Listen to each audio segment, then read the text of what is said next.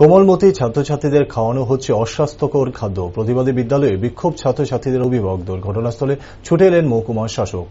বিদ্যালয়ের mid day মিলে কোমলমতি শিশুদের অস্বাস্থ্যকর এবং খাওয়ানোর অযোগ্য খাবার খাইয়ে অভিভাবকদের ক্ষোভের মুখে পড়ল বিদ্যালয় কর্তৃপক্ষ। বিদ্যালয় কর্তৃপক্ষের প্রতি ক্ষুব্ধ হয়ে বিদ্যালয়ের মূল ফটক বন্ধ করে প্রতিবাদ জানালো অভিভাবকরা। ঘটনা বিশালগড় ইংরেজি মিডিয়াম বিদ্যালয়ে।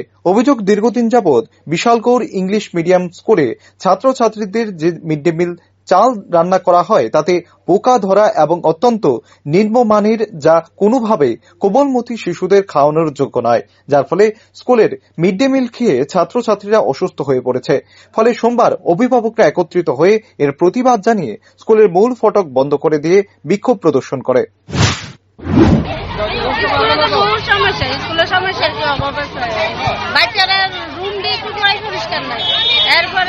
তারা যে খাওয়ান খায় এটি পরিষ্কার করে না, এটির মধ্যে আবার বাচ্চারা পরের দিন আয়া পড়ে। তারা তো এটি দরকার, এটি পরিষ্কার করে রাখো না বাচ্চারা। কতদিন ধরে চলতেছে এরকম পরিবেশ? আমরা তো আজকে আছি 7 বছর ধরে মনে দেখতেছি। উদ্বোধন কর্তৃপক্ষ কোনো পদক্ষেপ গ্রহণ করছে নি?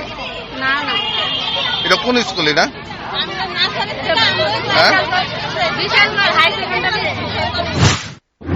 এদিকে স্কুলের দায়িত্বপ্রাপ্ত শিক্ষিকার কাছে মিড ডে মিল সংক্রান্ত এই বিষয়ে জানতে চাইলে তিনিও স্কুলের তরফে ছাত্রছাত্রীদের খাওয়ানোর খাবার যে অত্যন্ত নিম্নমানের এবং তা যে খাওয়ানোর অযোগ্য, এটি এক প্রকার স্বীকার করেন তিনি আরো বলেন, এই বিষয়ে বিদ্যালয়ের পরিদর্শককে জানানো হলেও দপ্তরের তরফে কোনো পদক্ষেপ গ্রহণ করা হয়নি। দেখুন, এই চালটা যখন এসছে, আসার পরই আমাদের নজরে আসে যে চালটা খুব একটা ভালো না। তো সেটা দপ্তরকে জানিয়েছেন, যিনি মিড ডে মিলের দায়িত্বে আছেন, উনি টাইম টু টাইম জানিয়েছেন। আমি আমার জায়গায় থেকে ঊর্ধ্বতন কর্তৃপক্ষের কাছে আমি বিশেষ করে প্রথমত আমার HM, আমার DDO-কে আমি জানাবো, তারপর তার উপরে উনি জানাবেন।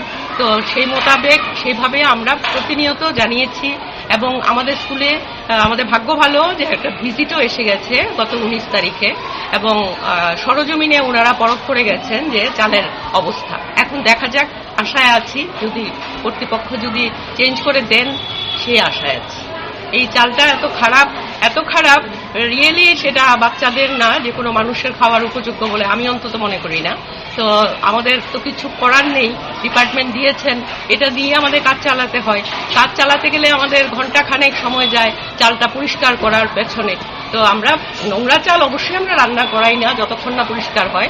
আপনারা এসছেন, আমার দু একজন গার্জিয়ানের কাছেও আজকে আমার অনুরোধ ছিল, দু একজন গার্জিয়ান খেয়েও গেছেন। আপনাদের কাছেও আমার বিদ্যালয়ের পক্ষ থেকে অনুরোধ থাকবে, চালটা এখন রান্নার পরে কি অবস্থা আছে সেটা একটু দেখে যাবেন, একটু দয়া করে একটুখানি টেস্ট করে যাবেন।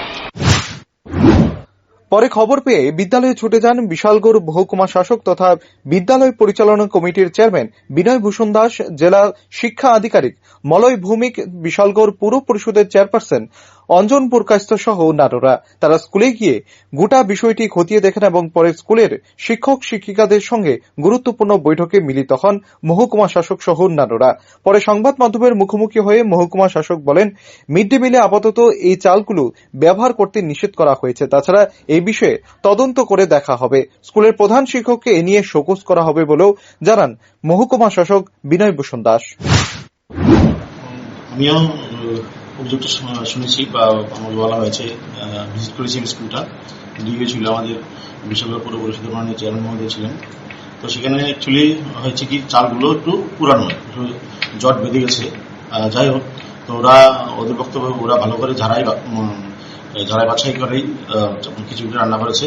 তো খিচুড়িতে এসে এমন কিছু নেই, কিন্তু চালটা ঠিকই পুরানো এবং একটু জট বেঁধে গেছে।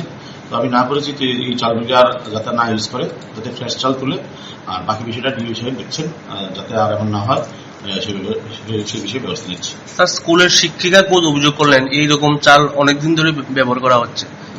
এটা প্রধান শিক্ষককে আমি বলেছি এবং ডিওকে বলেছি একটা সুপারিশ করার জন্য। সেক্ষেত্রে উনি কি পদক্ষেপ নেয় আমি সেটা দেখছি। Bureau report, rising Tripura.